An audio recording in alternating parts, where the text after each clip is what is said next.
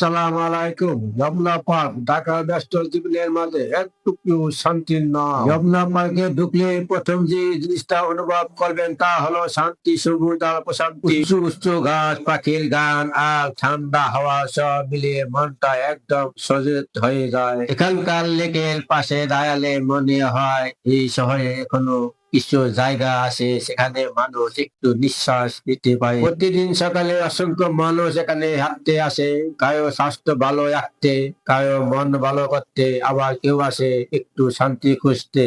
প্রকৃতির সৌন্দর্য আল্লাহর অন্যতম নিয়ামত। যমুনা পার্কের এই সবুজে তাকালে বোঝা যায় আল্লাহর সৃষ্টি কত সুন্দর, কত নিখুঁত। আপনি কি কখনো যমুনা পার্কে এসেছেন? যদি না এসে থাকেন তাহলে একদিন সময় নিয়ে অবশ্যই ঘুরে আসুন, মনটা ভালো হয়ে যাবে ইনশাল্লাহ।